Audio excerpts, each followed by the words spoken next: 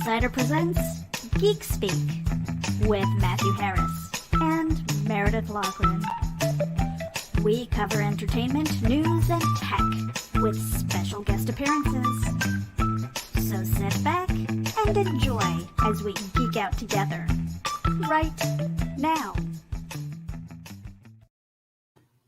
Well, good evening, everybody. This is Meredith with Geek Insider, but my co-chair is actually Rob Anderson this evening. Tonight we have two very special guests, and they are going to be talking about their active Kickstarter for Nira X, REBORN. Tonight we have Thomas Doherty and Bill Maus. Let me drop our card here so everybody can say hello.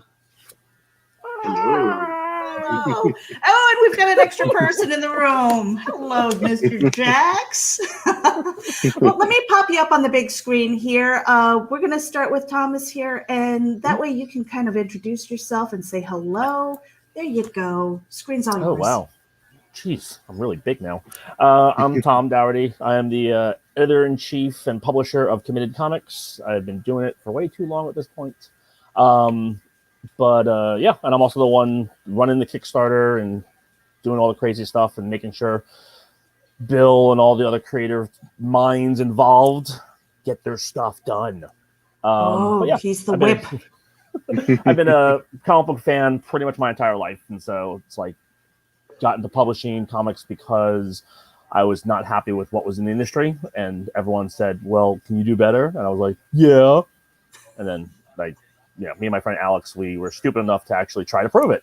So we've been doing it for a while, and I think we are putting out some amazing products like the stuff that we're doing with Bill and some of our other creators, and just trying to do the best we can. We're not Marvel, we're not DC, but we're better. All right. Don't love tell them. that.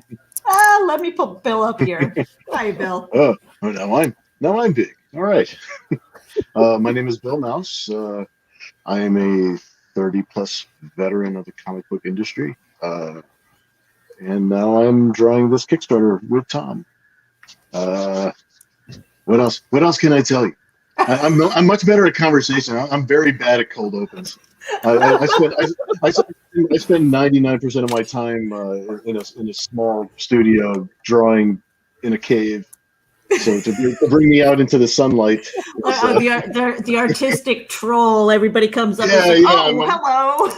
I'm the dude underneath the bridge, I'm just like, you want me to talk now? It's like he's very pasty. He's very pasty. That bridge provides a lot of shade on him. It's occupational hazard. So, I mean, you guys have been in the industry for, let's just say it, a couple of decades. How has it changed from like when you started? And I'm not talking about like the newbie person who's coming in, but like how have you seen the industry change in this time? I think from a small press point of view, it changed greatly. When I started Committed in '99 with my friend Alex, there was a very small handful of printers to actually print the actual books. Adobe InDesign wasn't a thing. Photoshop, I think, was in '99. Bill, what was it on iteration 3 or something like that?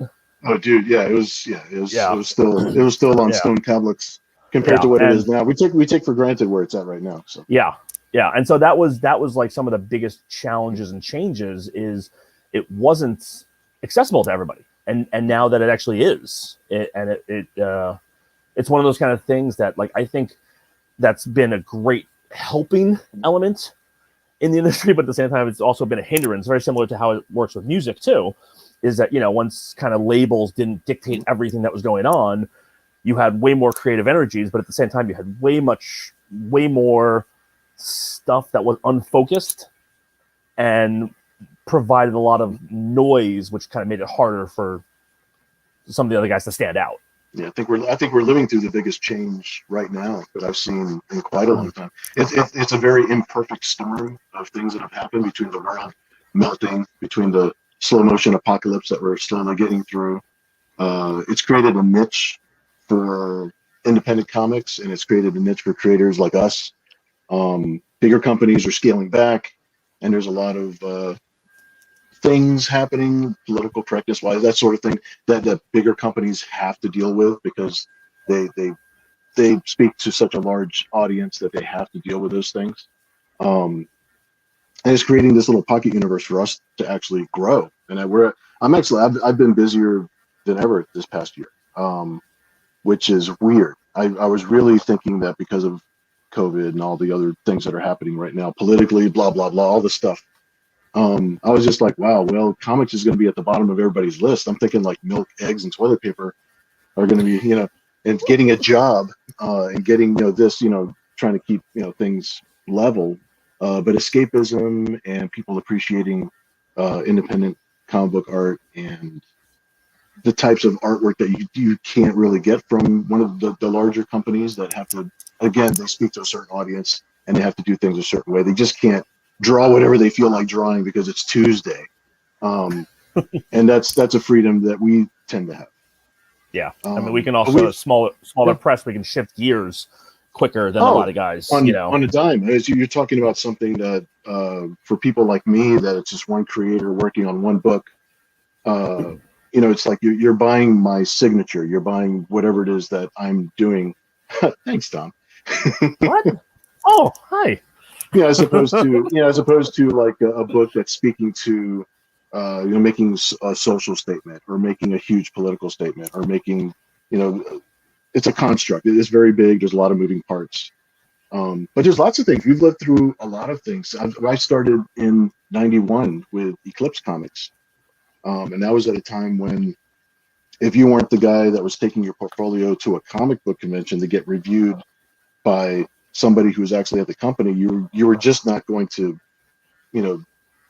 get any type of attention. And then we live in an era now where we have so much accessibility, so much at our fingertips that I wish we had back then. But it's like a fantasy. Being able to just jump online from your house and have a worldwide audience, if you can reach them, you're accessible. They can, it's crazy. It's and we also lived through a time when I used to have 30 distributors when we were self-printing in the 90s. And of course, we lived through the era where everything kind of monopolized into one or two, and then just down to one, and then now we're living through this upheaval. It's a plate tectonics. Look it up. Yeah, I mean, plate tectonics. It's I really like that term. We're educational, if nothing else. Yeah. So guys like us are navigating around the huge change. We're not causing the changes, and I'm as much of a fan as I am a creator, and I sort of consider myself a street level creator. I'm just underneath the radar of, the bigger names that you would think of right off the top of your head. But at the same time, we have a good fan base, we have a good business, we have things to look forward to. So I'm sure there's a point in there somewhere. Plate tectonics is really where I was headed the whole time because. Because he just learned those words today, and so he saw on his calendar. I enjoy the fact that was that a bet that he lost. Bill Maus had to use plate tectonics in the show today. So if you're doing your drinking games at home, plate tectonics is the word that we're using tonight. Just so you know, we're always living on a sea of lava. In case you didn't want to feel secure about yourselves. So now I know that in 2020 it's been really hard. Comic cons have been shut down, and a lot of people put down their pencils. But the really the indie community and the people in the industry, they were like, we have to pivot as a small press for Committed Comics. You did say that you had to pivot. Just to survive, and the really scrappy people, I mean, they dug in, they moved to platforms like Kickstarter to make ends meet, to sell books, and to get their name out there. And I think through the internet, because of that, because it forced us to look elsewhere, right. Has it brought a bigger audience to you? I think so. I mean, we have access to everybody. Yeah, we have access to everybody. Very different. And then we've been keeping in touch and making contacts with people that we wouldn't normally have met. Because usually if I'm going to a show, I'm sort of in a bubble. I'm working at my table. And then there was a certain set of publishers that I already work with. And usually I'm having meetings and lunches with them as opposed to just reaching out and saying, hey, here I am. And then just brand new people coming up and just like, wow, I didn't know like we wanted to connect, or I meet somebody new and I had no idea that we wanted to connect and that we were like-minded in enough different ways that we're just like, wow, this is cool. Like meeting new fans or meeting people that you want to collaborate with. This is a trick in our tool bag that we want to keep after everything goes back to whatever the new normal is going to be. I think this is actually one of the silver linings we could take with us. Mm-hmm. Thomas, how about you? How have you felt like it's pivoted and reached maybe a broader audience, or has it? I think with the, since we had to shift and we decided to go with the crowdfunding idea, for this next issue, because normally, Committed will just fund stuff and, we're like, okay, we'll just fight and struggle to get it out there. By going on the Kickstarter, it gave us the exposure just within itself. And so, again, Bill likes to joke that he's underneath the radar kind of deal, but a lot of people are aware of Nira. A lot of people are, happy to see her back in print. I mean, I've been doing a little bit of traveling, during the tail end of this, and I just got back from my trip from Denver, and I went to Mile High Comics, the world's largest comic store, and there was no problem social distancing in there. Let me tell you, that place is like 9 miles long. I'm exhausted thinking about it. Yeah. But yeah, no, I mean, it's like I went and I talked to the employees there and said like, hey, I'm the new publisher Nira, here are some flyers for our Kickstarter and that kind of stuff. And they were like, oh, that's awesome. She's back, and it was kind of like, people are aware of the character. And I don't know if I would have went out and reached out to retail stores in the same way without having a Kickstarter, and the Kickstarter came about because of the shift. So it's definitely opened up my communication with more retailers out there, which, from a publisher standpoint, that's what I need to do, And so we have a good relationship with a lot of retailers already, but it's like, hey, I'll always use more retail friends. Sure. Of course, you want to get your books out there. Yeah. So I'll call it the shift from now on. The shift. The shift. I've been calling it the great pause, just because because AI sometimes it's like they're talking about it, it's fake news. No.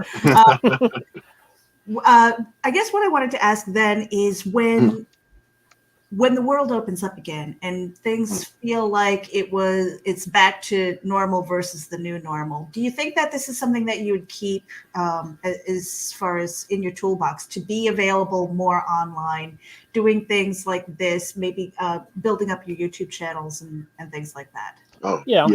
Absolutely. Yeah, I mean, it's definitely forced me from the publisher standpoint to shift and find better retail platforms, online retail platforms. I know a lot of my friends who are artists who have done the convention circuit, a lot of them didn't have online stores because they weren't home long enough. These are guys, road warriors who do, 35 shows, every 6 months or something like that. I mean, it's like ridiculous, some of these shows that these guys do. They had to figure a way to, oh my God, how am I going to recoup this, this lost, revenue stream? That's a dynamic that we depended on. That was until the shift happened. It's like if we weren't doing shows, it's like you weren't present, and if you weren't present, you didn't exist. Yeah. So and if you were at all the shows, it's almost like if you think back to your days back in school where you see the same people in the hallway all the time. It's like you don't know each other, but you recognize each other. You know that you have that recognition value with each other, and you're doing all these different shows and people. But if you're not there, the second you're not there, so I think. Fans and collectors now they have an expectation that if you're an artist, obviously you have a YouTube channel or you have a Facebook page or you have that's an expectation now for you to be present, and if you continue to be present, then you stay in their lives, you stay connected, and being connected A to B with the customer or the collector or the fan, that's huge. That's a huge thing to be connected to them directly. That. That's a good interaction to have.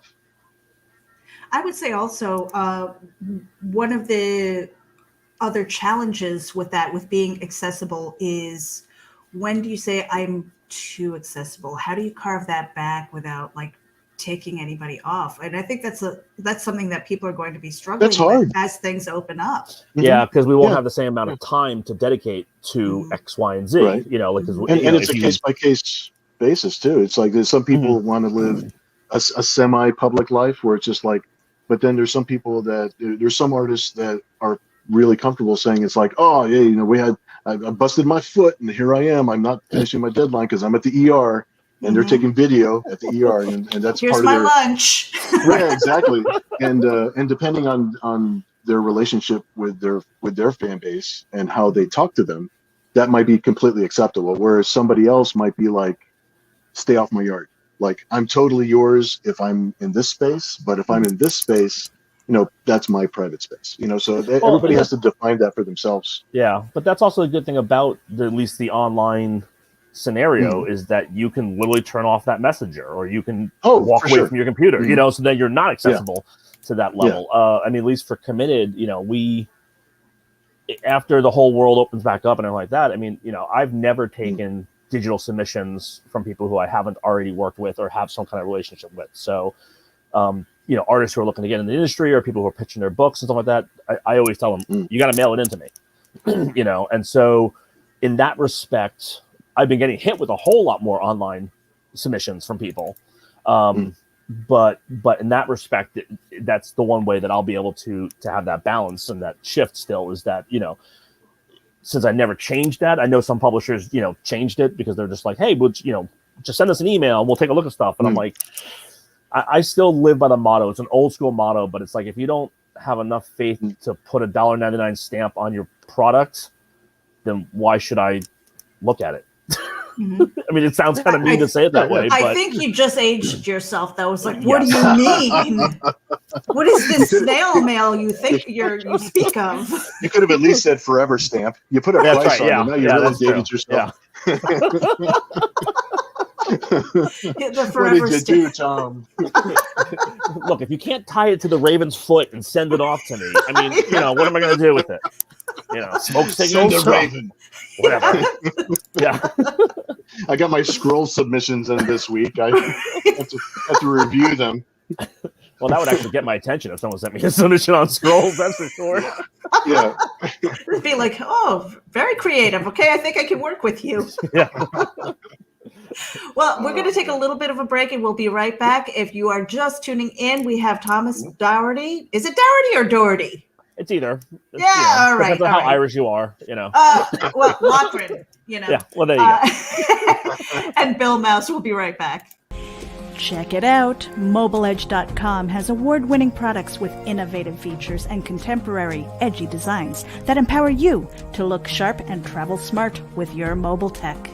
Your beloved, not to mention expensive gaming gear and mobile tech devices are an extension of you, so give them the protection and style they deserve wherever you go. Find them at MobileEdge.com and protect your tech with Mobile Edge. Bring it on. Hey Geek Insiders, Mobile Edge has a special coupon code for our dedicated listeners. Get 25% off your Mobile Edge gear using coupon code GEEK25. That's GEEK25. Geek out. And we are back with our special guests, Bill Maus and Thomas Doherty. And that mobile tech geek code 25 is good until 21, the end of 21. Operator error. Didn't remember what year it was. You know, it is what it is. I just go day by day. If it ends with day, I'm working. All right. There you go. That's all that matters. That's all that matters, you know. So I love to get the Genesis story. When you were young Bill and young Thomas, and you're like looking at the artistic side of things, and your parents are probably going, well, how are you going to pay the bills? You know, is this something that you've always wanted to do, or has there ever been a plan B? Well, for me, I don't know if it's a good thing or a bad thing, but for me, Committed is not plan A. It actually is my side hustle backup thing. I have a day job. The reason why I say it's a good thing to some degree is because I'm not hampered as much by the financial responsibility of the company. which does allow me to take larger risks and do different things. And like, so like, hey, you know, let's do a 3D mouse pad, you know, for Nira X Kickstarter. Why not? Because, you know, I was already researching oddball stuff for my other jobs, you know, so it was like, okay, yeah, cool. Wow, stumbled upon something great. But no, I've always wanted to do something with comic books. I mean, I've been a collector since my older brother started collecting comics, and I bought all the books that he would not buy because I wanted to be like him, but not be like him. And so he was buying mostly the Marvel books, and I was buying most of the DC books. And then when he got to be, I mean, we're talking when I was like 8, you know, and I was watching the Batman television show, again, dating myself, when I was a little kid, to the point where that was my first words were actually Batman. It was not mom, not dad. My parents were thrilled about that one. Yeah, so I mean, it was always something about comic books. Whether it was just collecting, I've been a collector since day one. When my brother got to be like 11 years old, he was like, "I'm too cool for this kid's comic book thing," and so he gave me all of his collection. I was like, "Thanks, sucker," you know.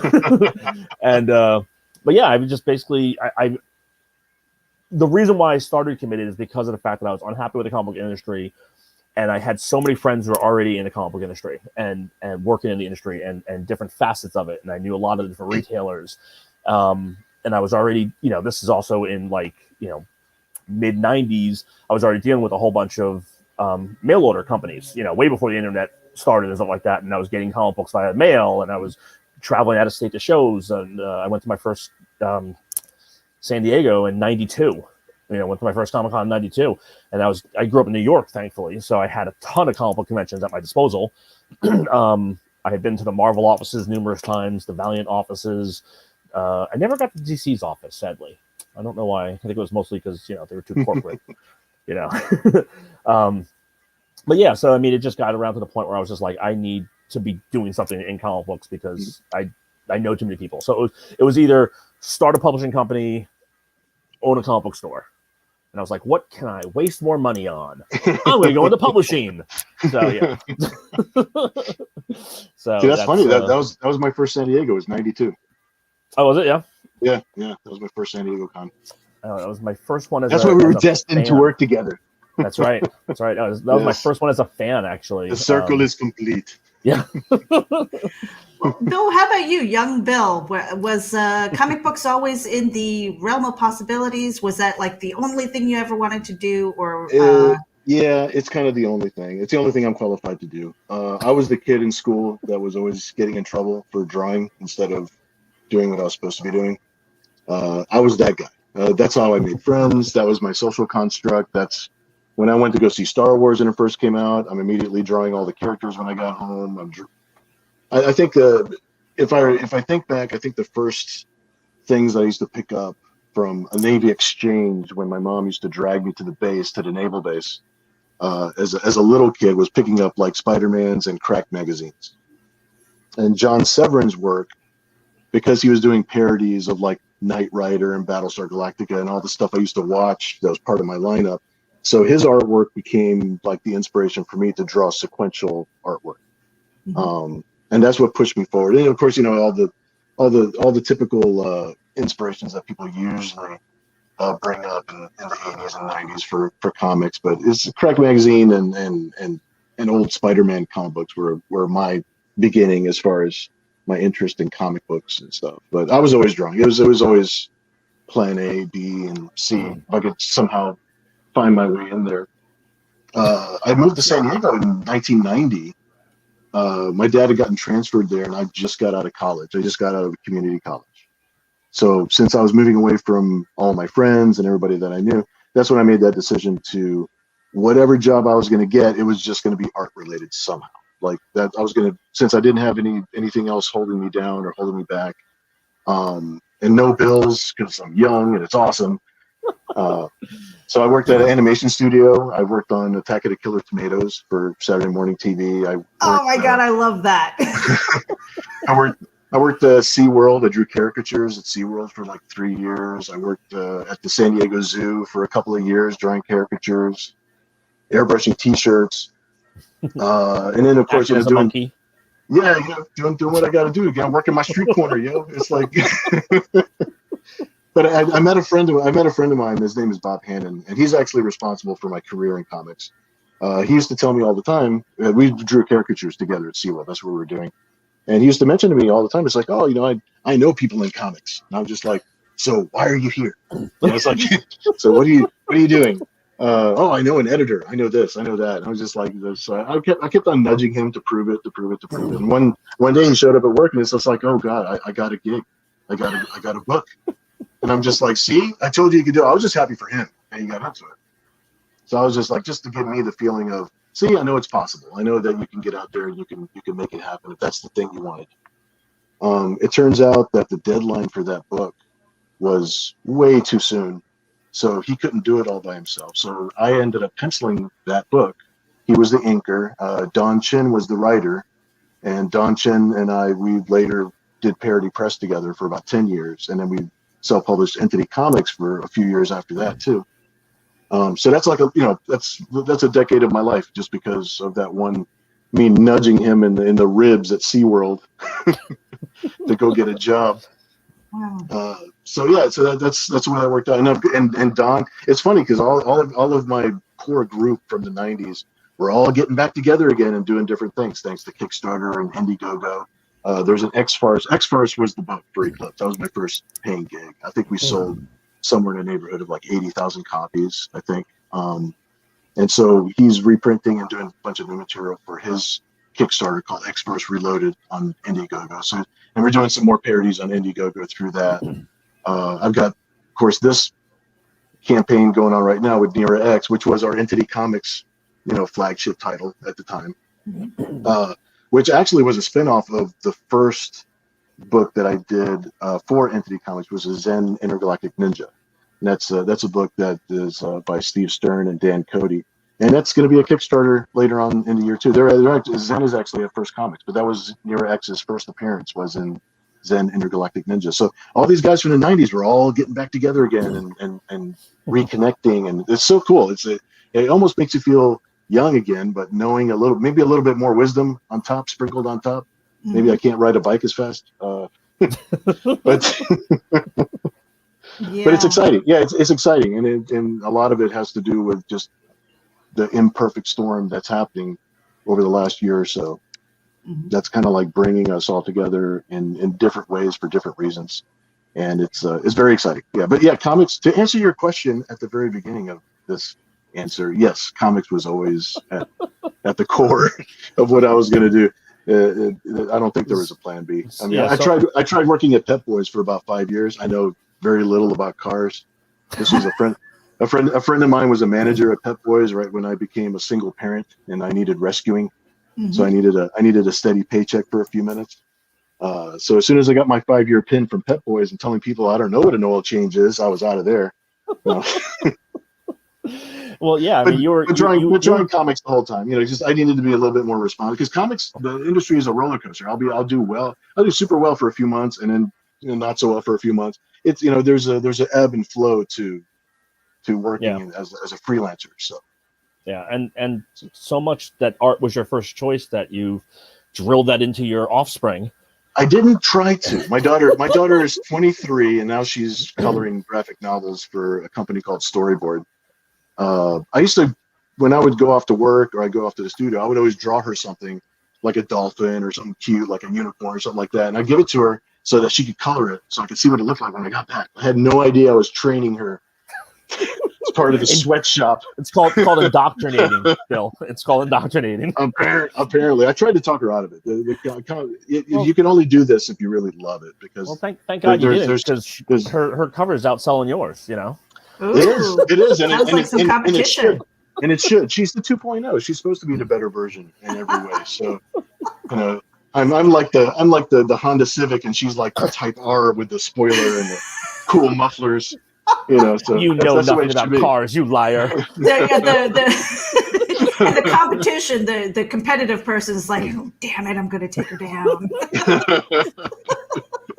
Well, if anybody's going to take me down, it's going to be my own kid, damn it. So there you go. Because at least she won't put me in an old folks' home later on. She'll take care of me. Oh, she might. I don't know. I've got the voice. I'm like, who wants me when I'm old? You know. I know. I'll be optimistic. I'm just being optimistic. That's why you bought the shed in the back. That's why you really have the studio back there. Don't lie. Yeah. That's my plan C. That's my plan C right there. So, no, she's great. She's great. Now, as the artist here in the room, Thomas, I don't know. Do you draw? Have you drawn? No. Okay. So business writing. That's not a good idea. That's a bad idea. That's artists are all flakes. I need someone who runs the business side of things with his left brain. I do logistics and stuff like that for this. No. Yeah, but so, he tells me that looks cool. There you go. Then this question is for Bill. Going from caricatures and things like that, how difficult was it for you to go from, basically, I guess, covers and things, character design to sequential art? You know what? Well, sequential art was something that I was already practicing at and doing, like, off and on, like, my whole life. So I was always interested in doing that. My thing when I was younger, I would always draw like 4 or 5 pages, and this would piss off my friends in school, like to no end, because I would draw like 4 pages of something. And they're like, "Oh, cool! This is like it's going to be a story." But then I think of something better, and then I toss it to the side and I start drawing the new idea that I just got. They're just like, "If you just finish one thing, just one book, I'd buy it." It's like just finish one thing. But as far as drawing caricatures and drawing cartooning is actually kind of like my source code anyway. The cartooning is what I'm strongest at. So my superhero stuff, my sci-fi stuff is kind of an offshoot of that. But I would recommend to any artist to do caricatures at a theme park for at least a year, just because I consider that to be my boot camp. That put me in front of people. It's like you had to draw something very fast. You got judged like you would not believe on how the artwork looked when you showed it to them, because like if they were happy and they saw it, it's just like, wow, I did a good job. That's an affirmation that you're on the right track of doing what you're supposed to do. But then if they weren't happy with it or you really bombed at it, you would know immediately as they're paying you the $20 for this commission they hate, and you'd hear it from their families, standing behind you. They're all like sipping on Budweisers because we're at SeaWorld. Anheuser-Busch owns the park, so they're all half drunk going, "What the hell is that?" It's like, so it was boot camp, and I was awful when I first started. So it was the best. It was the worst experience at the beginning, the best experience overall as an artist for teaching you how to deal with people's expectations, to deal with the pressure of what your stuff is going to look like, what people's ideas of what this was, and then for the the exchange. You're charging money for this thing that I've never charged money for. It's like, "Oh, I drew this. Oh, you can just have it." It's like I just drew it. It took me 30 years to get this good at it. It's my thing. So so that's it. I would recommend to anybody. Go be a caricature artist for a while. Get your butt handed to you, and then go enjoy your career choice. Yeah, it kind of keeps you humble, It humbles you big time. Yeah. If I ever become a top tier kind of guy, I guarantee if I have a chip on my shoulder, first Tom will punch me in the throat. Yeah. But no, humility is key, because even if I was drawing a book that was selling 1 million copies every month, I'm still just drawing pictures. I'm still just drawing cartoons for people and trying to make them happy with it. And it's about, for me, especially with the fans that I interact with and the people that have been collecting me for a long time, I consider those people not necessarily to be fans, but I consider those people to be friends that happen to support me. And this is something, they monetize it so that we can keep doing it, but it's something that we do to have fun together. It's more about that. And it's about somehow bringing that interaction into your life, having all these, I wouldn't have these people in my life any other way. It's through that skill or through that talent or through that book or character. That's the only way that I've been able to make all these different friends to begin with. So it's, it makes you humble, keeps you thankful, especially when they pay you. Yeah. There are times where I'm like, I've done this for free for so long. It's like, I wouldn't even know what to charge. It's like, well, what's the going rate? You know, I don't know. Well, I went through that growing. There's a growing pain to that. But there's only one way to really go through it, where you tend to overcharge a bit, and then you tend to undercharge a bit, and then it's the market truly decides. This is almost like, I don't know if anybody out here listens to Gary Vaynerchuk online, but Gary V. He's like his work ethic. I really want his work ethic to rub off on me. It's because it's the market really does decide. So, if I'm charging a certain amount, it's just like you're gonna get a response from people, where you're not doing as many commissions for people, or they really scoff at it. It's just like, that feels like an investment for what I'm getting. I don't want to pay that much for it. But if you're charging too little, like I had a binder full of sketches, and I was just like, I just want to get rid of these. So I just put $5 on all of the sketches that were in there. Just like, everything in this binder right here is $5. Nobody bought a single one. They're just like, well, something's wrong with these, right? Because you're just getting rid of them for $5, so they're crap. You think they're crap. I put $15 and $20 on them at the following show, and they were selling just like everything else. Yeah. It's like there's that happy medium there that where things meet between what is worth. What it's worth and what people think it's worth, and that whole combination of things. So it took some time to find like where my sweet spot was. It's like, okay, this is where people believe that I should be, so that's how I price. Yeah, because it's also perceived value. I mean, that's of course, one it's thing. Subjective. Yeah, It's totally subjective. But there was a story. I think it was a couple years ago. Banksy was in Central Park. And nobody knows what he looks like, so he was just out there selling his just bunch of canvases for like $10, like a street artist. And he sold like 3 the entirety of the day. And I guess he was having someone film it, and then he basically left. And then they put that information up online, that Banksy was out there. And I guess the 3 people that bought pieces from him, like one of the guys that was interviewed, he was like, yeah, I bought like 2 of them because they look nice, It's like, yeah, that can now buy 3 homes. Good job there, buddy. Yeah, and you think about it, it's like, I wonder, Bill, if you've kind of scoped yourself out on eBay to see those early sketches, and they might be selling for like ridiculous amounts of money. It's like, what? Well, seeing my comics on bookshelves, like at the store, and scoping out eBay, that's sort of like crack for me. It's like, you know what I mean? I'm just happy that people are like, wow, they're using this as currency. They're flipping them right away. It's just or doing this or doing that. I guess I like to scope it out and see what people think, and see what people value it, and see what people are excited about or not excited about. It's like, oh, that one's still $2. Nobody likes that one. Got it. Stay away from that. It's like, but at the same time, sometimes it scares you. Like when I was at Mile High, I saw some old Nira action figures, and I sent Bill some pictures, and he had traumatic flashbacks. And I did. Well, it's because I had a serious learning experience with how to treat corporate loyalty, and how to treat your own the different. Well, people like you, Tom, the people I work for. But yeah, the way you treat your IP, the way you treat your properties with different people, and being very clear with what you want to do with certain properties. So there's growing pains along the way. And one of the action figures that he saw on the shelf it reminded me of, oh, that was that time I was stupid. You got to have that one friend. Yeah. So you got. I constantly remind him how stupid he is. That's what I'm here for. It's called being an editor. Editor. Yeah. But it's like, yeah. So it's all good. There's learning experiences, and there's things, and it just teaches you along the way about how to respect people, and how to, honor, your commitments. Committed comics. I said the word commitment. For those of you having a drinking game, the word is committed.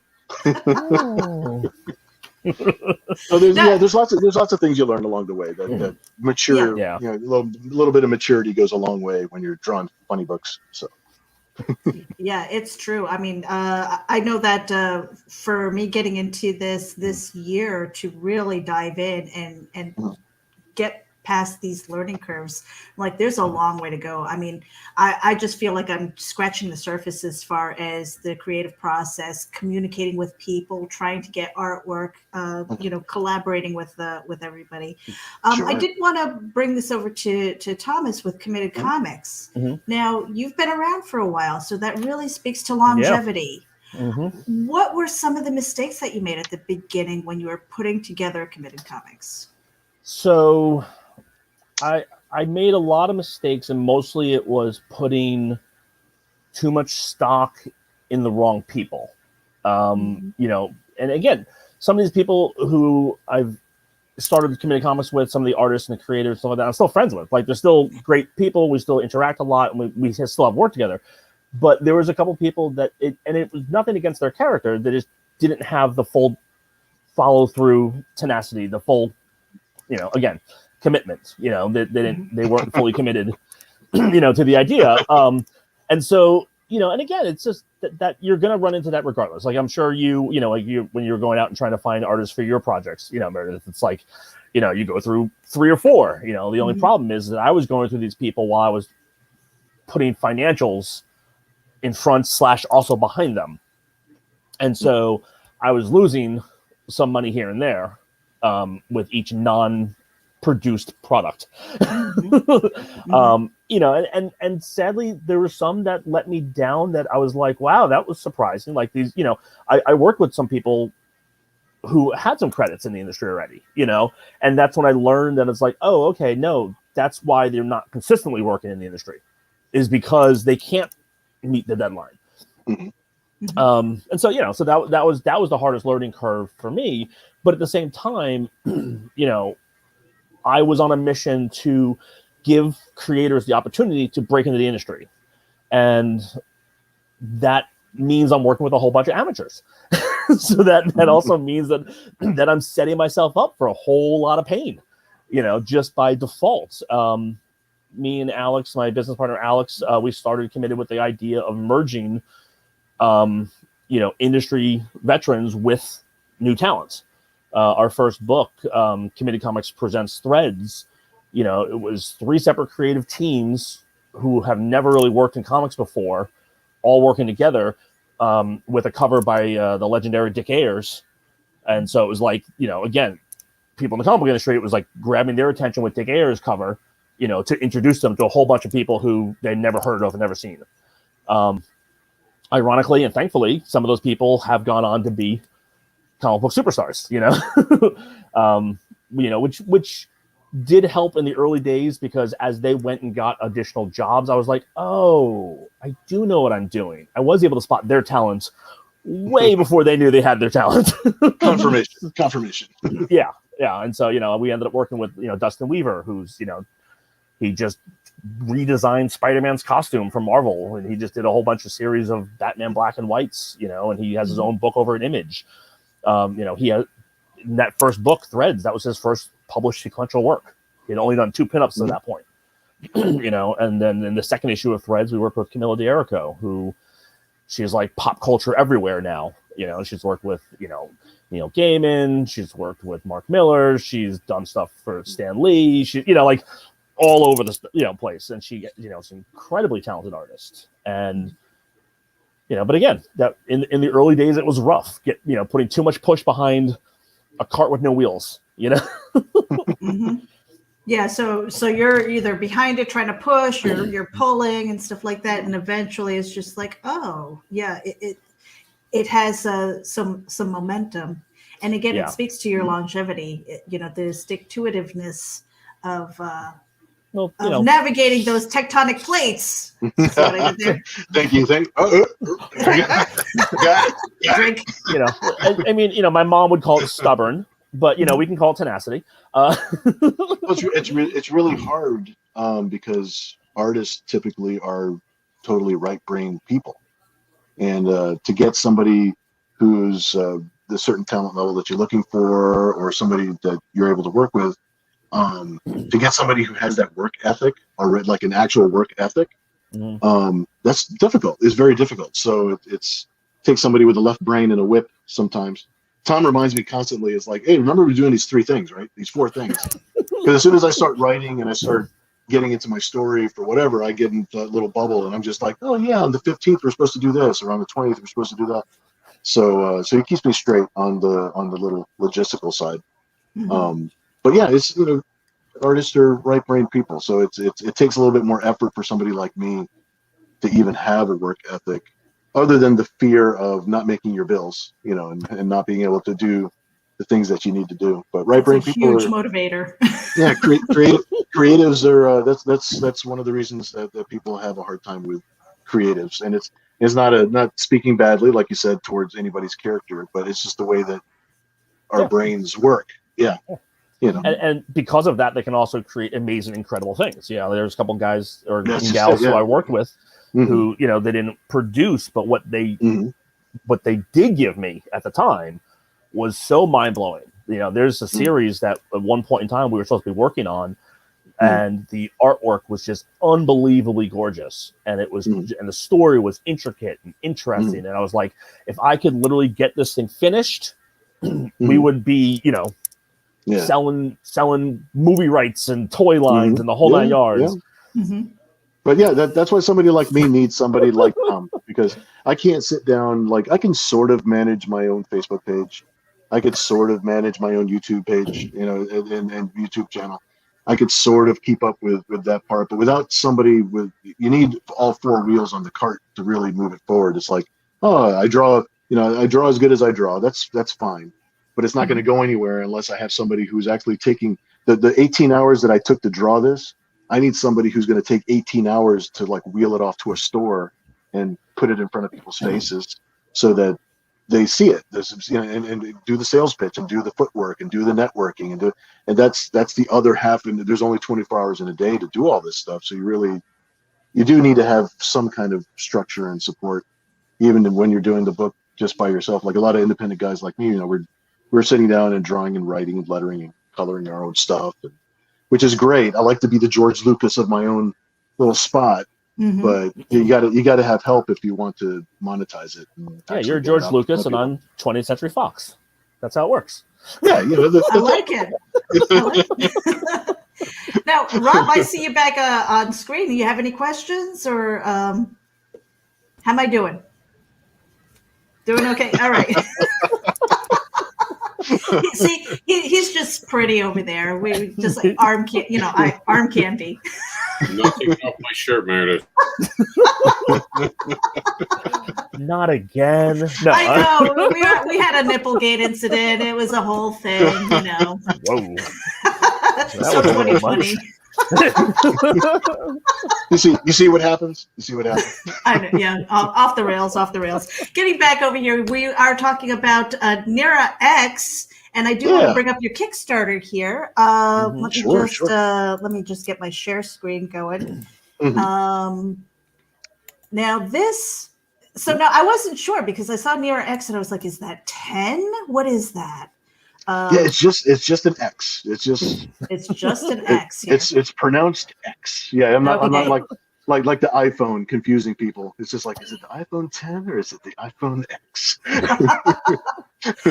Now you've got 16 days to go, 177 backers, which is pretty impressive, and some pretty good goals here. But the artwork is just, I really like the artwork, and I love the idea of the characters. They're kind of they almost look evil, but not. I mean, I'm looking at REBORN over here, and I'm just going, oh, I love her. She's like right up my alley. Now, you two have been working together for how long? Tell us how that relationship kind of came about. Thomas? Yes. So I can't remember. Was it 2006? 2007? No, 2016, I think it was. Wait, 2016? I think it was 2016 when I was in Artist Alley. That's what it was. Yeah. So we had we had done WonderCon and at the time I think it was in LA, and they had totally screwed up my whole table scenario and everything like that. So to make it up to me, they're like, hey, we have an open spot in Artist Alley in San Diego Comic-Con. Do you want it? And I'm like, yes, please. Thank you. And so they plopped me down next to Bill, and I was already familiar with Bill's work on a bunch of the parody books he had done, and Nira X. I had a bunch of those already in my collection. And so we were talking, and he had mentioned about how, it's like, oh, I haven't published her for a while, and I want to do something. Her 25th anniversary is coming up. So, I want to get something out there. He's like, I just got to find, the right venue to do it. And I was like, you're sitting next to a publisher, right? And it's like, oh, yeah. So that's essentially how the Omnibus came into play, which is the first 3 miniseries of Nira in their entirety, with the front covers and some of the inside ads as well. In addition to her first appearance, like Bill mentioned earlier, in Zen. And had to get special permission. Together.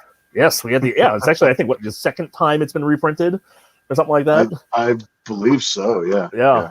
And so we put that together, but I didn't just want to just slap together a reprint book, because in reality, again, Bill, like Bill said, he has a lot of hardcore fans, and they already have this. And so we're like, okay, well, let's set this up to actually be an ongoing thing, because, Bill wanted to do more Nira. And so he bookended the reprints with new story, a couple pages before, a couple pages after, and that kind of launched right into the Reborn issue 1, and then which now, of course, leads us into issue 2. This is where we are right now. Yep.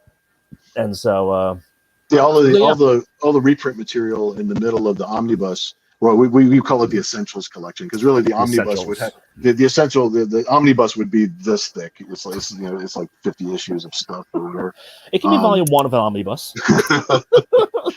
But all of the reprint material in the middle ends up being a flashback for the character. So at the beginning of the book, she leads into this flashback, so that way the reader can read all the old stuff as she's experiencing the flashback of getting all those memories and things again. And then the ending of the story leads you into the new series. So it's a nice little jumping on point, but it lets you see all the old stuff. And her adventures are very 90s, very, very 90s style. It just happens to be what comes out naturally. It's not like I'm trying to really shoot for a 90s style, but it's just what it is. It's just how it feels. Yeah. Now, I have to ask, when it comes to variant covers and things like that, do you find that people are approaching you to do them, or do you seek them out?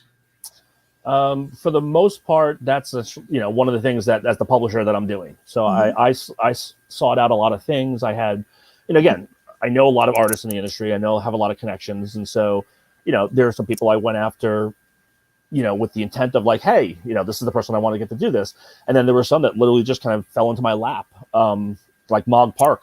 That she did amazing covers, and she we still have one of her sketch cards left at $100, which amazes me still that we still have original artwork available. She was a suggestion from my friend Russell, who's providing the cases, the vault cases for the sketch covers, which is basically a CGC style case that you can open and replace. And so it's nice and hard, and it's got, again, much like a CGC, he was literally looking at other artists' work and stuff like that. And he said, hey, have you seen this lady Mog? She's a really good artist. She does, variant covers for different people. I know you got that Kickstarter coming up. What do you want to do? And so I dropped her a line, and, and so that's how I got a lot of the covers. A lot of them, were people who I knew at some point. Bill McKay actually is a fan of Nira. And so he approached Bill and said, like, hey, I want to do a cover. Yeah, Bill's cover is fantastic. Yeah, and that's the Kickstarter exclusive. That's literally going to be available only during the Kickstarter timeframe, and that's it. Now, whose brainchild was it for this? It's the $1,000 level. You got the covers, but it's like you're on the cover. So that was kind of actually my business partner Alex's idea. He's always good for a really strange and odd idea suggestion. That's his superpower. Is he comes up with these really ridiculous ideas. Half of them I have to shoot down. If somebody happens to get that one tier. We're not just going to put somebody's face on top of the Oh, no. cyber demons. But we don't want Rob's face on it, obviously. You know. Definitely, we don't want my face. We don't want Tom's face. We don't want anybody's face on top of that. Like, no, right. No, but we'll draw like a whole new cover, and it'll cater to however that person looks.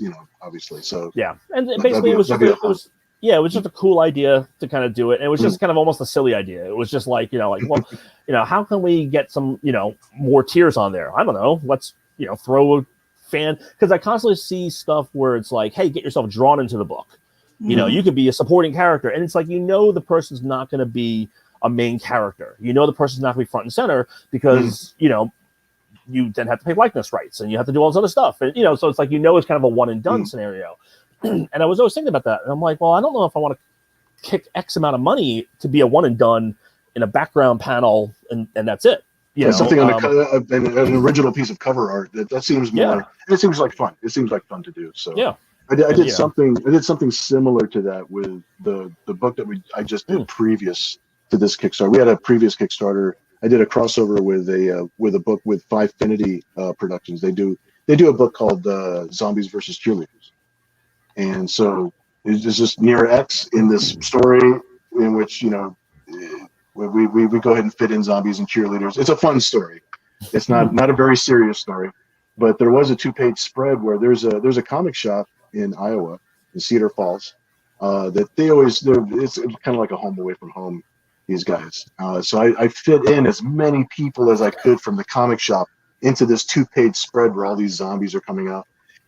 So that was a lot of fun. But that book that Kickstarter obviously is already done. We're actually starting to ship that book already. But, I'm still waiting for mine. Just saying.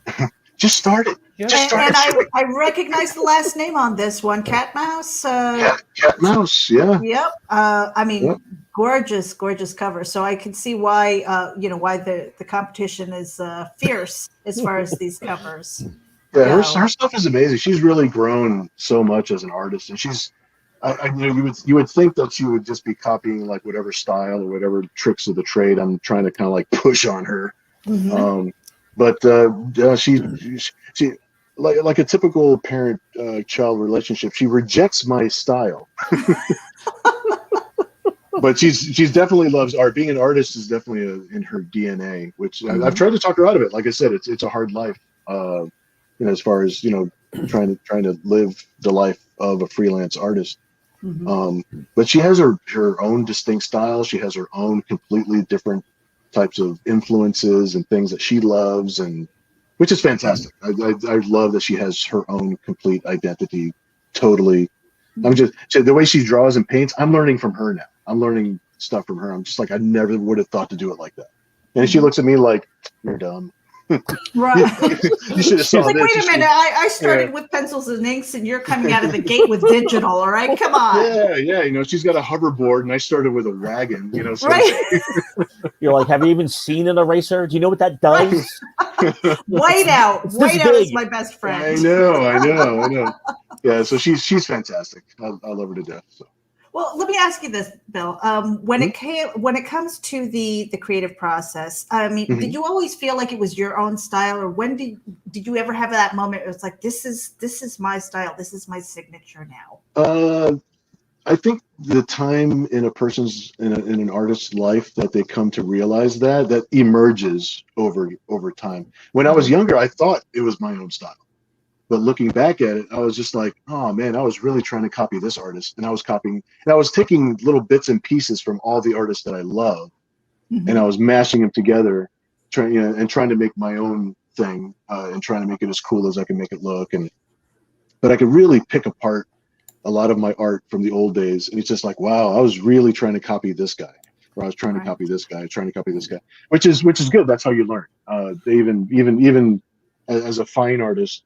They put you through the paces of doing things called a master painting, which is you're actually just copying another person's painting, but you're trying to reverse engineer it and trying to understand what their techniques were by actually trying to reproduce it yourself. So it's all part of the learning process. You never copy somebody's stuff verbatim, and take credit for it or anything like that.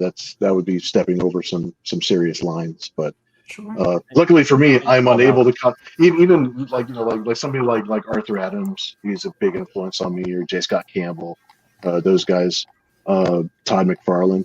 Even when I really try to copy their technique, I'm unable to actually copy it. But I get the technique. I learn how to apply it to what I'm doing. And it's just like, oh, that's how they drew a nostril. I'm keeping that, or this is how they drew like the tips of fingers or feet, or there's always something that you constantly learn and sort of reverse engineer from looking at someone's art. So I tend to buy books, I mean, as a fan, as somebody who's just digesting it, as somebody who just enjoys looking at the art. But then as I start flipping through it more and more over time, it's like, how did they do this? How did they get that muscle? How did they, it's like there's always something that you learn and you kind of take away from it. So kind of a 2-for-1 special.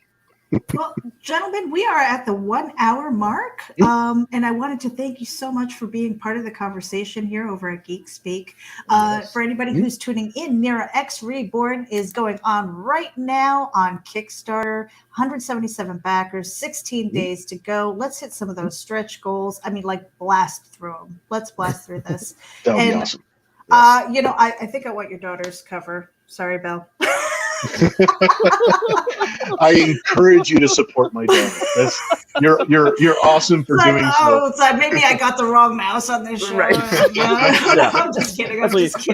Pat, where are you? No, you definitely got the right mouse. She's the future mouse. So that's fine. So, and also when we hit 200 backers, so basically this is how committed, again, using the word, this is how committed I am. I've actually dived into my own personal collection of stuff. Ooh. And so when we hit 200 backers, I'm going to be doing a random poll, and they'll be getting these unused chromium covers. Oh, hold on a second. Let me get you on the big screen here. So it's let me see, this Generation X cover with art by Chris Pacello and a Joe Mad cover from X-Men Alpha. These are unused chromium covers that I got from, I think it was Capital City, an old distributor that's no longer around. But yeah, I mean, they're valued at about $120 combined, or depending on which eBay auction you look at now and that kind of stuff. But essentially, you could only get them if you had connections. And that's at 200 backers? And when we hit 200 backers, I'm literally just going to do a random generator and pull it out, and I'm going to send them out as basically we pick a winner. So they don't even have to wait until the campaign ends. So if we literally hit 200 backers in an hour, then I'll be pulling a name, tonight. So awesome. But yeah, I mean, the Generation X one is actually signed by Chris as well. So it's like, and this is and I've got so much stuff in my own personal collection. I'm just like, you know what? Let's just make it happen. Do you ever get to a point where you're like, oh, I don't want to part with that? Yes. There's a large portion of my apartment, my entire office that I'm sitting in right now, which dedicated to long boxes.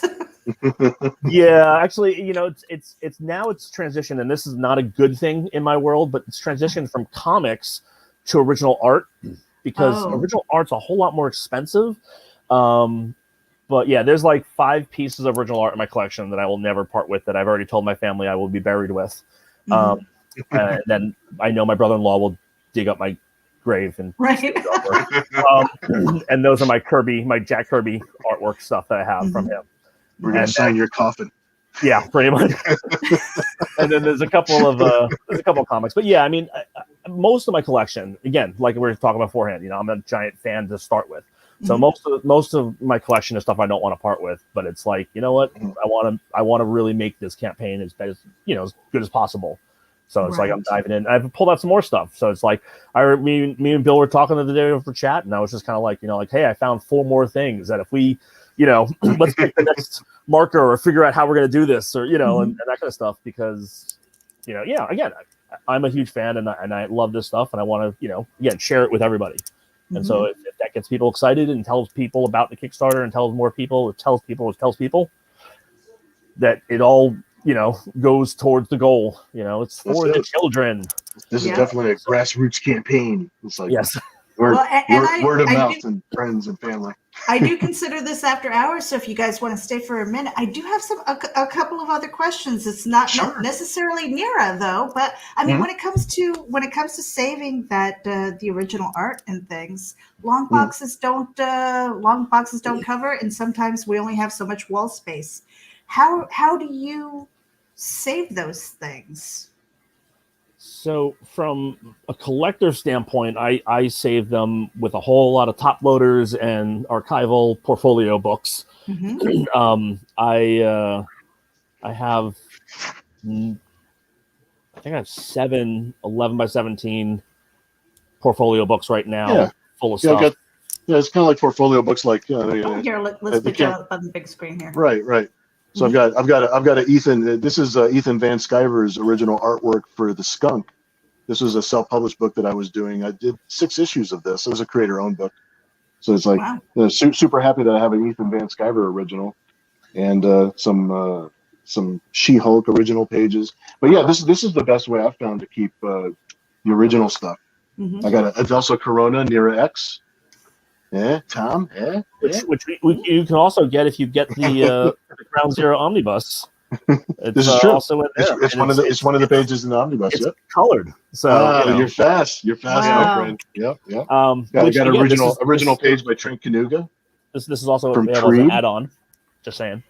Now, is Oh, that yeah. Thomas? Is that available on your website? It's available on the website. It's also available with any tier on the Kickstarter. For $35, you get the softcover version of the book that they can add on. So you can literally just get the $10 physical copies of issues 1 and 2. So also with the Kickstarter, every pledge, you immediately get issue 1 included in your pledge. Mm-hmm. So if you literally Like just right off the bat, bat, you already get right issue off the bat, 1 you're getting for free. something free. Mhm. And then if you want to add on $35, get you the soft cover of the Essential Collection. The hardcover, like this one here, is only available with the limited edition pin set, which is also even signed by Bill and numbered. It's numbered and signed. They are. And they All were right, Geek Insider, I need a raise. so yeah, that's at the $60 tier. So you get those 2 That's the items. attitude. Yeah. I know. Plus issue 1 and 2. Plus you get. It's like what my in friend my Kevin collection McCoy's can I cover. sell? Yeah. Of course, we want to drive everybody to the Kickstarter because we want to hit those goals and things and make sure that Nira X is out because that's the big I mean one, this actually. is I mean she's been around for a while. Again, it's just one of those really cool things where Well, the omnibus was her actual 25th anniversary special. That was so she's been around for a little bit. She paid my bills for a little while. I got to respect her. Yeah, definitely. So anybody who's tuning in, if you go to the show descriptions, we do have the links to the Kickstarter. Bill, we've got a link to your YouTube channel too. Do you want to talk a little bit about that, what you do over there? Well, the YouTube channel is just starting to get populated. It was sort of a placeholder for the longest time. I'm really a lot more active on my Facebook page, which people can find just at Facebook at Bill Maus or Bill Maus Art. My website is billmausart.studio instead of .com, so it's .studio. Somebody stole my .com, so it's got to be .studio now. Yeah. But you're an artist. You're an artist, so studio works better anyway. My website literally lapsed for about like 3 minutes, maybe 5 minutes, and one of their little robots snacked it up, and I didn't want to pay $2,000 to get my own name back. Right. But you know how many people would want to go by Bill Maus Art. It's so versatile a name that obviously every person in the world would want to try to grab it for the $2,000. Every Bill and Bill wants it. I know. So so Bill Maus Art. So now we're not looking at the long boxes. Maybe we're looking at a kidney. This is sell the kidney. No, I got to keep my kidneys. I already got rid of the gallbladder. Oh, You'll find that on eBay. Yeah, that's on eBay right now. I signed it. The older we get, it's like parts out. It's like, no, I'm trying to keep all of them. Yeah, I was hoping they were going to send it out and get a chrome to put it right back in, but no, they just stole it. Oh, man. And Committed Comics, where can we find you? Committedcomics.com. It's COMMITTED, 2 M's and 2 T's. comics.com. It's Committed EIC on Instagram. Someone snagged Committed Comics.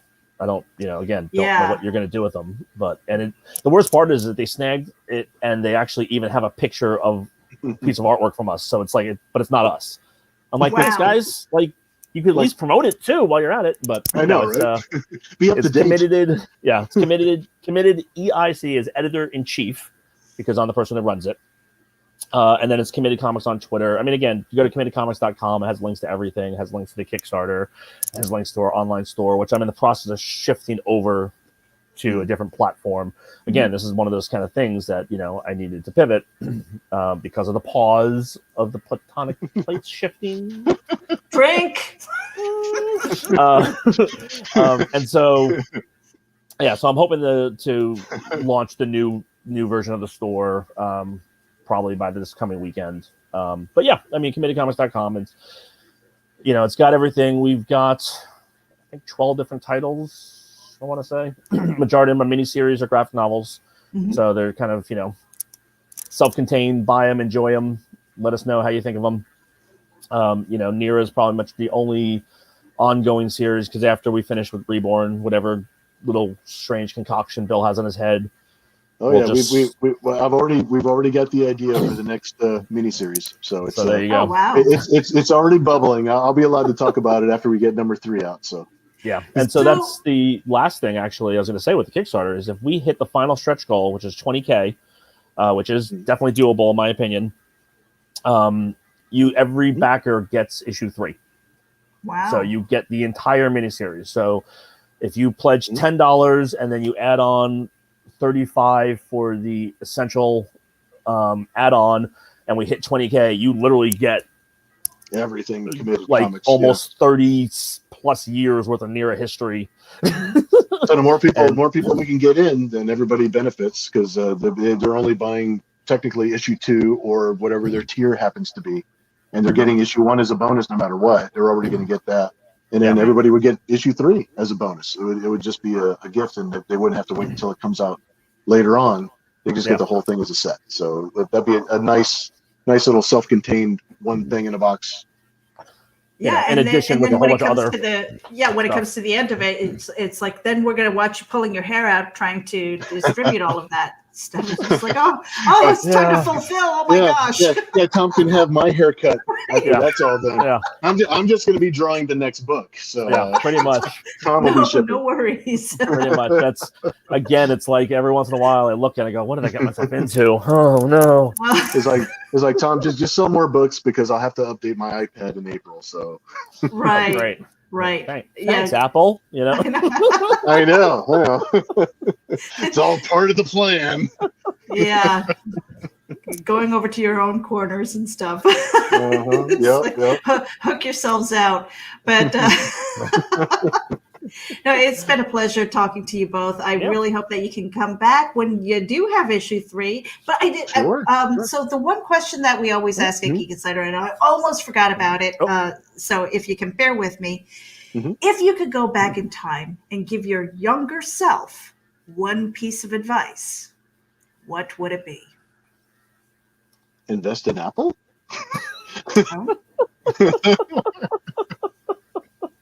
That way I'd just be drawing for free because I would be drawing regardless. I would just be giving the books away because I don't need money. So there you go. But I think if I had to give myself some advice, if I had the opportunity to give myself some advice, I would, because right now it's something that I've learned because of experience and time, is that I don't work for just one person. You can't put all of your eggs in just one basket. Being a freelancer is very specific to what I am and what my career path happens to be. But putting all of my eggs in one basket kind of puts me in a bubble, and then I'm unaware of everything that's going on around me. All these different connections and friendships and networking and projects and opportunities. There's lots of things that you could have been a part of for the last 25 years or so that you weren't because you were sort of just working in your own corner, and then you go to the show and you work your table, and then you go back to your corner and continue working on your book.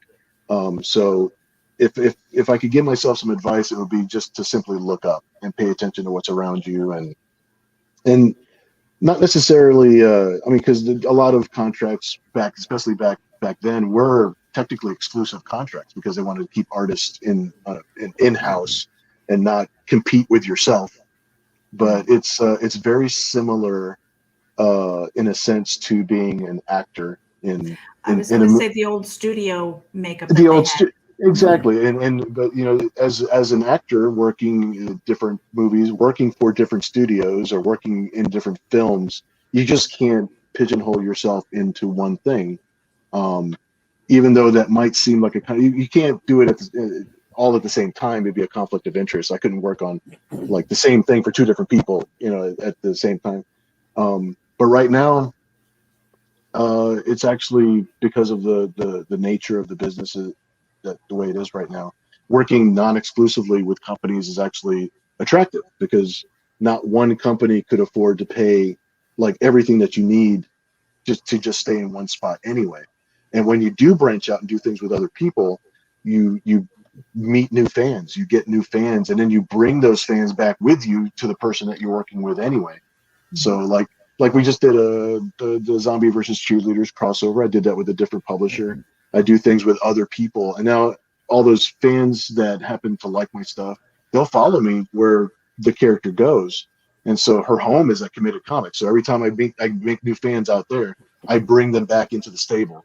And then that allows us to grow and to get bigger from this point, you know. So it benefits everything. The synergy is it's noticeable. You know, you know those people are following you back and forth no matter where you go. So, so I think that would be the little bit of advice. You know, yeah, just to be a lot more open. That's not an overnight thing. It's like there are no overnight successes. No overnight success. Everything takes time. Every pop star that you ever see has got that jewel story in the background where it's just like, I lived in a Volkswagen van for 20 years, you know, doing concerts in my garage for myself. You know, so it's like anybody who's ever made it big tend to always have that type of story. Well, they've always been busy. They didn't just come out of nowhere. Yeah. I'm so talented that I emerged from a volcano and I'm just making money. Right. Jeff Smith with Bone, he said, you know, Bone was an overnight success that took 10 years. Yeah, you know, yeah. and you know what, that process that I just mentioned is actually kind of based on Jeff Smith, because when he was doing Bone, and he sort of left Image, or he went to Image with Bone. Right. But either way, self-publishing cartoons, and then he went to Image. Yeah, right, and then he went back to self-publishing. He brought all those fans back with him. And you know, able to cultivate. So you're able to go to different places. That's awesome, because you get to meet people that you would not have met otherwise that become fans, and then they'll follow your product, you know, wherever it happens to end up. Your fans don't care if you're being published by Image or if you're self-publishing. They just want to buy a copy of Bone because he drew it. Yeah. You know, that, you know, so that's it's a good thing. It helps you grow, and it's like, so that I see Committed being a nice patch of forest that we're gonna grow nice and big and strong. That's right. That's what happens when you bury the bodies, right? They make really good fertilizer. It really that's does. Your job. That's your job. That's my job. Yeah, that's what I'm saying. Yes. Yeah. Get Alex a shovel. Alex, he gets the lime. He gets the lime. Tell us how you can go back in time.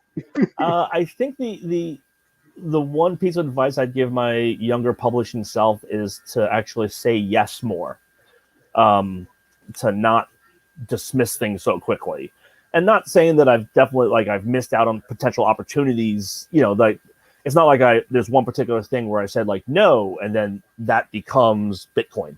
You know, like, there was nothing along those lines, but it was more along the lines of like, well, if I had actually went and done this at this point in time, it might have failed, it might have succeeded, but I would have that knowledge to do the next thing.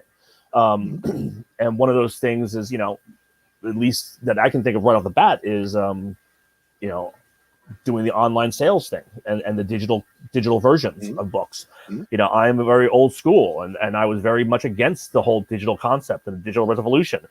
And I was approached by some companies and stuff like that. And, you know, granted, thankfully, to not be super regretful, but those companies didn't exactly become Comixology, or anything like that. But I had the opportunity to do things like that, and I kind of said no because I was like, well, I don't know if that's going to be last very long or if that's going to be successful. So, well, why does that matter? Like, I should have just went and done it, and kind of succeeded or failed at that point in time. And it's that old adage, what is it? You miss 100% of the shots you don't take, and that's probably the most helpful advice for myself, but I also know by giving my younger self that advice, I would be giving myself an ulcer probably a way lot sooner. So, yeah, the follow-up is usually, would you have listened to your older self, or would you been like, who the hell are you? Yeah. I don't know if this would have been a Marty McFly scenario or what, but you're gonna show up like old Biff. Yeah. Oh my God. Read this comic book, kid. You can't go wrong. Well, I wanted to thank you guys for spending your time with us this evening. Is it okay if I play your Kickstarter video? Oh, yeah. Please do. For the end of this? Awesome. All right. So on that note, you guys, thank you for tuning into Geek Speak. This is a Geek Insider production. I'm Meredith Lockwood. My co-host was a little bit quiet this evening. Rob Anderson, thank you for taking up the seat, though, because I do like having the four squares here. Thanks, Rob. Love him. All right, you guys have a great evening. We are going to end with the Kickstarter video for Nira X. This is on Kickstarter right now. Nira X Reborn issue number 2. Head over there right now and give them some support and a lot of love. Hit the share button too while you're there.